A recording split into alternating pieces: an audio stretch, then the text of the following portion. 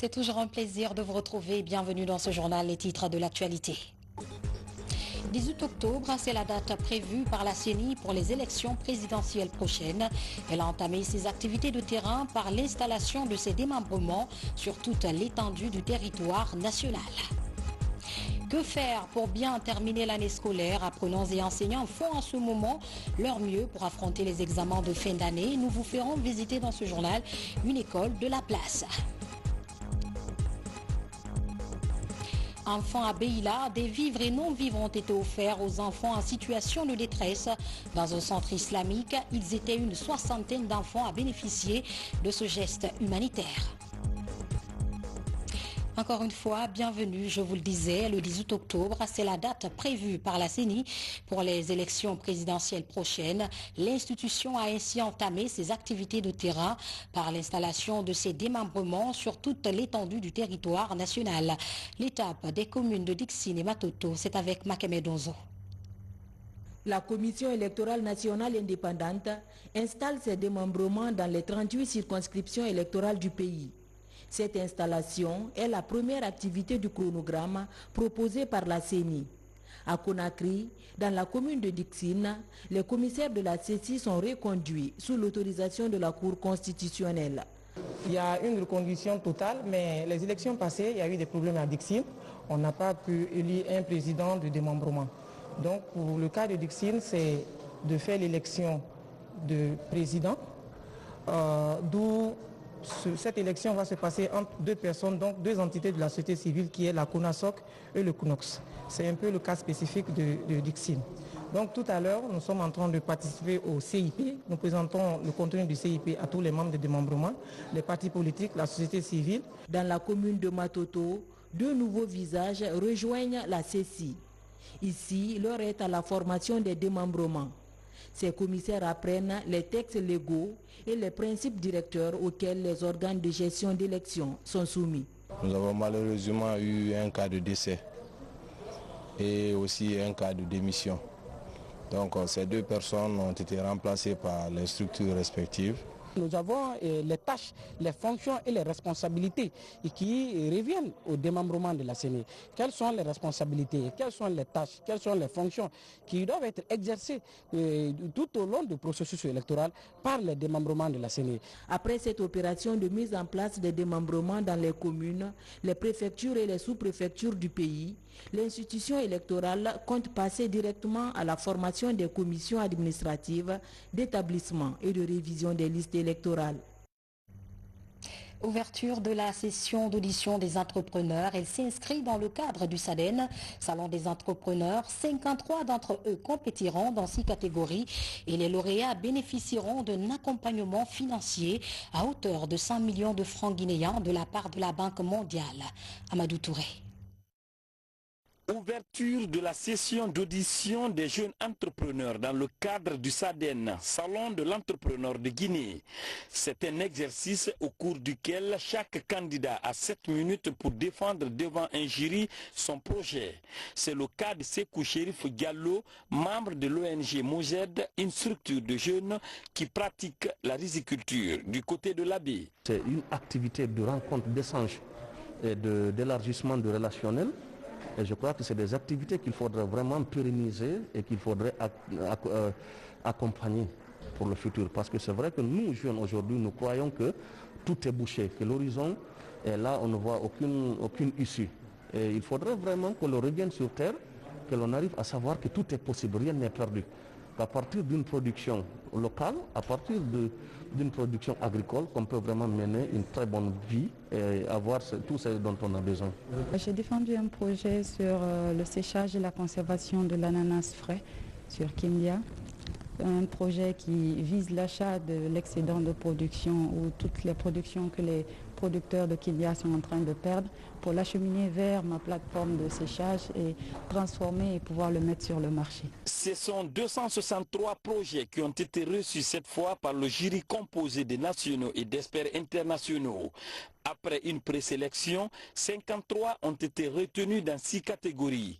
Ceux-ci ont jusqu'au vendredi pour défendre leurs projets dans les domaines de l'agrobusiness, la santé, l'éducation, la culture, le tourisme, les transports et la technologie. L'objectif ici est d'appuyer les candidats retenus, les lauréats dans ces 2 secteurs, dans ces 6 catégories, et les appuyer pour la réalisation de leurs projets et ici la création de richesses, tout ce qui va concerner les impacts sociaux, économiques de ces projets dans l'écosystème entrepreneurial. Chaque catégorie, nous prévoyons de retenir 2 lauréats, ce qui fait 12 projets qui seront primés jusqu'à hauteur de $10 000, ce qui fait ici 100 millions de francs guinéens. L'idée s'inscrit dans le cadre du Social Entrepreneurship Programme, une démarche du gouvernement guinéen appuyée par la SFI, Société financière internationale. Objectif, booster les entreprises des jeunes frappés par les conséquences du Covid-19 d'une part et de l'autre construire les champions de demain dans le domaine de l'entrepreneuriat. Promotion des initiatives privées, des jeunes universitaires suivent actuellement des séries de formations organisées par la coalition des journalistes pour la promotion humaine. L'objectif est de promouvoir l'auto-emploi et lutter contre le chômage en Guinée. Falilou Diallo.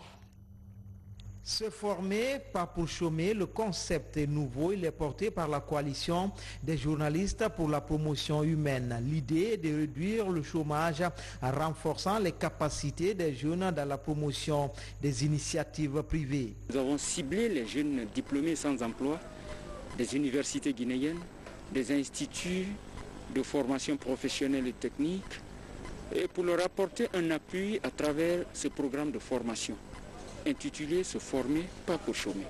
Pour nous, quand on se forme, ce n'est pas pour chômer.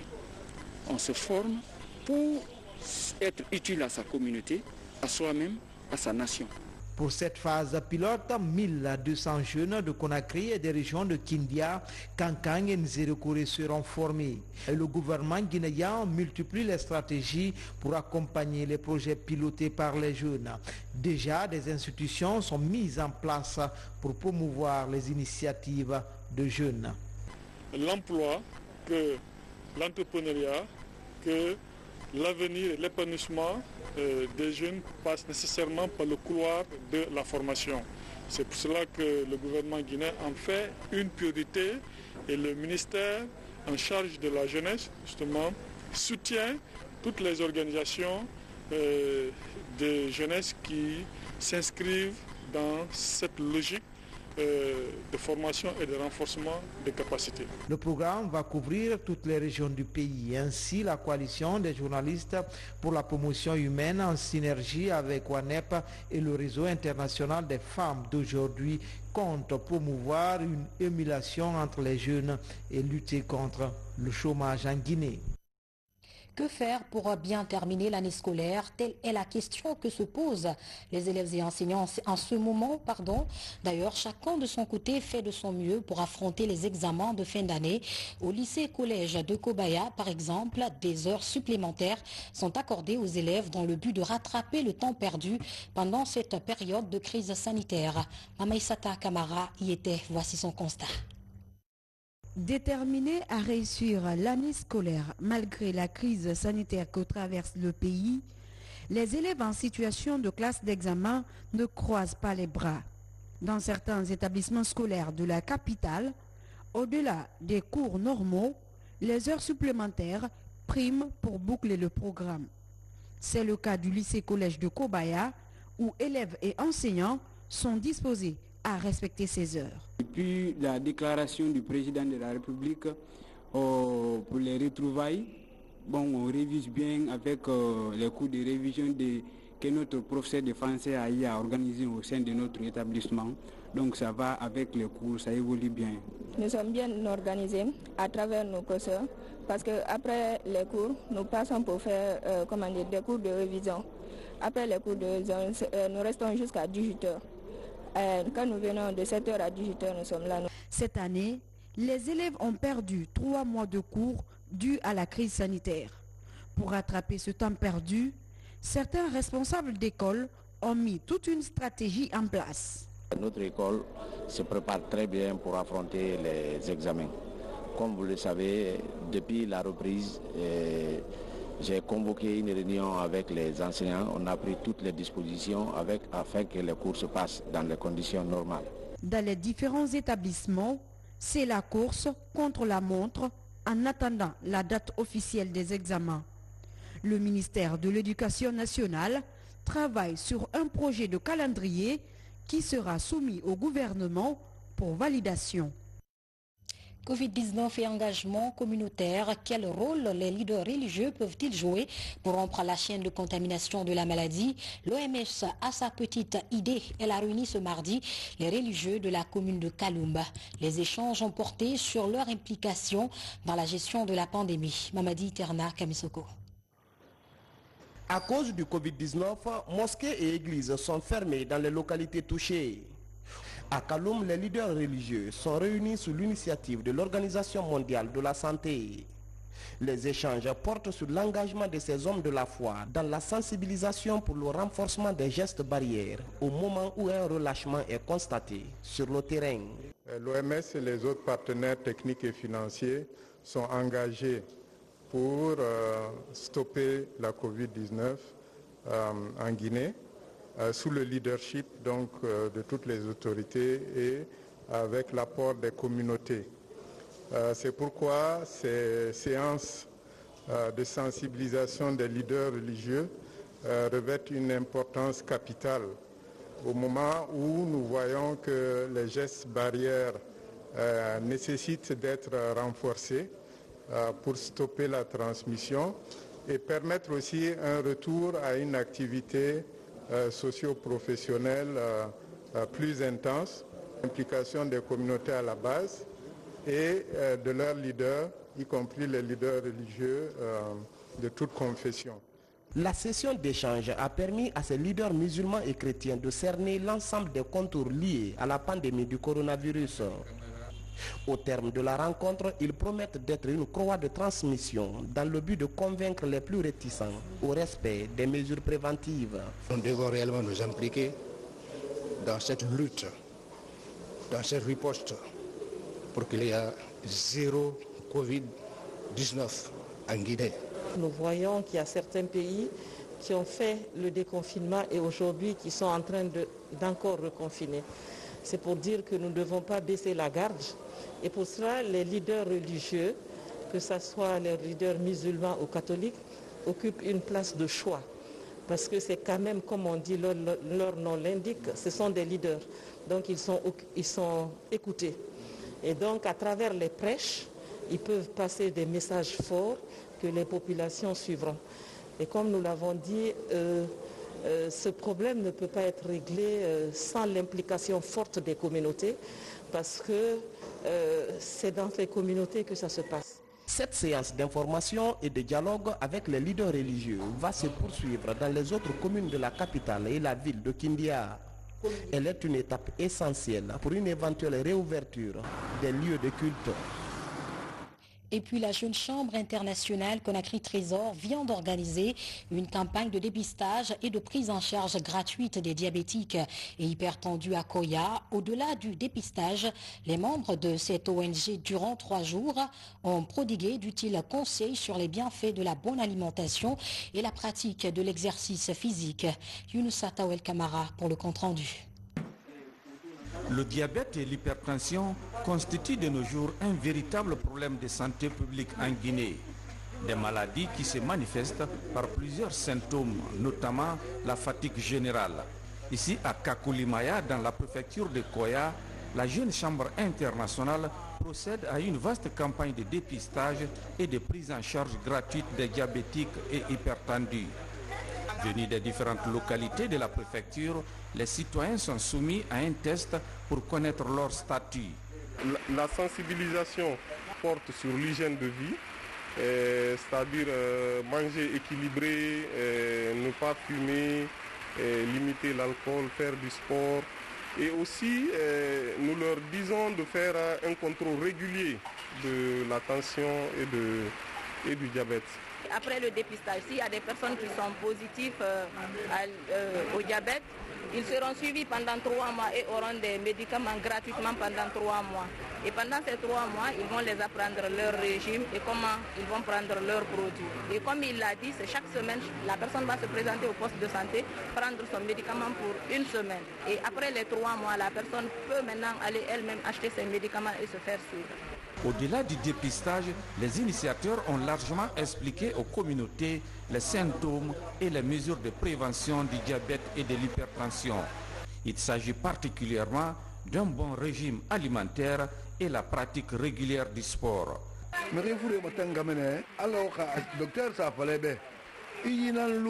Pour mieux éviter ces maladies, nous devons respecter les consignes des médecins. C'est la seule manière de combattre le diabète et l'hypertension. C'est la 3e fois consécutive que la Jeune Chambre internationale organise la campagne de dépistage et de prise en charge gratuite des diabétiques et hypertendus. Pendant ce temps, la publicité automobile gagne du terrain à Conakry. Il suffit juste de faire un petit tour dans la ville pour le constat. Comment ce secteur est-il organisé? Quels sont les avantages d'utiliser cette autre forme de communication pour son business? Élément de réponse dans ce reportage de Maurice Sidibé. Ils sont une centaine de taxis dans le transport public recrutés pour assurer la publicité automobile dans la ville de Conakry. Depuis mars dernier, leur présence est effective dans la circulation routière. À la fin du mois, chaque chauffeur bénéficie d'une rémunération. Une stratégie innovante dans le secteur publicitaire qui fait déjà des heureux. Ça m'arrange beaucoup depuis que j'ai porté ça avec la société. Chaque fin de mois, ça fait 3 mois tout cela et on me paye. En tout cas, ça va avec la société. La publicité automobile ou encore taxi pub est un concept inédit qui commence à gagner du terrain. Ces dômes publicitaires installés au-dessus des taxis sont équipés d'un système de géolocalisation. Pour le responsable de Techland Pub, l'agence partenaire au taxi, la stratégie a un double avantage. On s'assure déjà que nos taxis sont tout le temps en mouvement, qui couvrent toute la capitale. Et en plus, les panneaux statiques, si vous êtes avec les panneaux statiques, ce qui se passe, c'est que vos publicités sont à un coin de rue, qui ne bénéficieront que les personnes qui passent sur cette ruelle. Et ce n'est même pas garanti qu'ils le verront. Mais avec nous, les taxis, on a combien? On passe combien? Presque tout le monde ici qui part en ville faire au moins 1h30 dans l'embouteillage. Et quand tu es dans l'embouteillage, les voitures qui ont des publicités sont visibles de tous les 2 côtés de la rue. Le développement du secteur publicitaire automobile est une ambition ferme de l'organisme public chargé de la régulation de la publicité en Guinée. Toutes les activités liées à cette forme de publicité sont régulées à l'Office guinéen de publicité. L'OGP dispose d'une politique pour rendre ce secteur florissant afin de mobiliser davantage des ressources financières pour le trésor public. Comme c'est un support qui est en expérimentation, il y a des facilités qu'on a accordées aux opérateurs afin qu'ils puissent développer ce secteur-là. Parce que, comme vous l'avez dit, c'est un secteur très porteur. Mais il faut faire la mobilisation des professionnels autour de cela. Nous, en tant que régulateurs, nous avons pris soin de formaliser ça afin que ça ne soit pas une pagaille organisée. Les mois à venir, les responsables des agences publicitaires pensent à l'extension de la publicité automobile aux minibus dans la capitale Conakry. Geste humanitaire dans cette édition, des vivres et non-vivres ont été offerts aux enfants en situation de détresse dans un centre islamique à Beila. À Sogoro, dans la sous-préfecture de Samana, plus d'une 60aine d'enfants ont bénéficié de cet appui. Il est d'une ONG de la localité. Lancé Kamisoko et Mohamed Saleh Oupaï ont pris part à la cérémonie. Suivez. Des vivres et non-vivres pour les enfants démunis du district de Sogoro dans la sous-préfecture de Samana à Beila. Ces enfants, dont l'âge varie de 6 à 15 ans, sont venus de plusieurs préfectures de la Basse-Côte, du Fouta et de la Guinée forestière. Leurs conditions de vie dans ce centre islamique attirent l'attention des défenseurs des droits des femmes et des enfants. L'objectif principal de Bénin Fondation, c'est de protéger les droits de la femme et de l'enfant et lutter contre toute forme de violence basée sur le genre. Ces enfants sont en situation de maltraitance, de traite et d'exploitation physique. Donc Bénin a jugé nécessaire d'apporter son assistance à cette communauté qui souffre.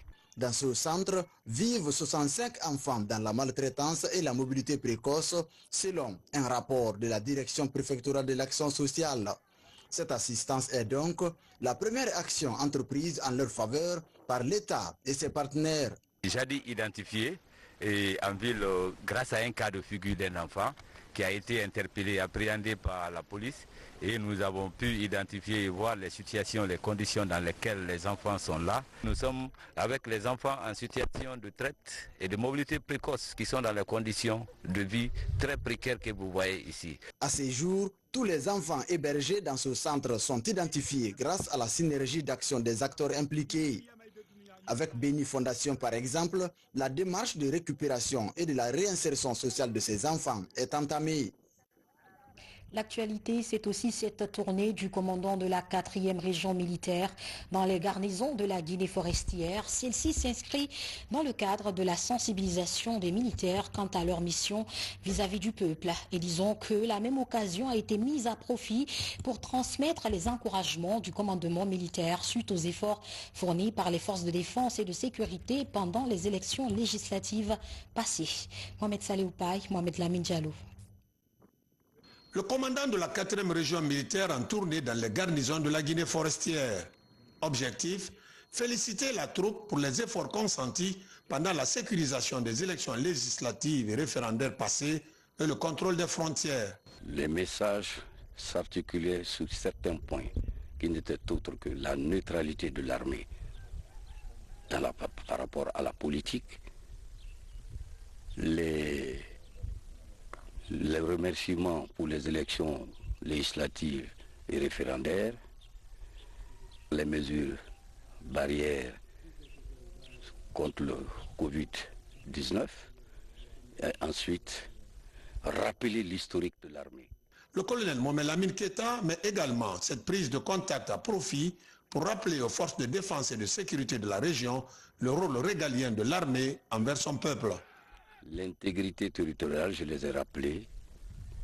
Face à l'intégrité territoriale, la défense du drapeau, des institutions républicaines et des personnes et leurs biens.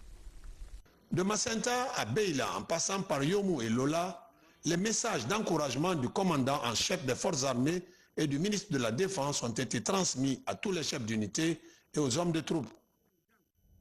Fini ce journal, merci pour votre aimable attention. On se dit à demain. Surtout n'oubliez pas de respecter les gestes barrières car le coronavirus reste toujours d'actualité. Bonsoir chez vous.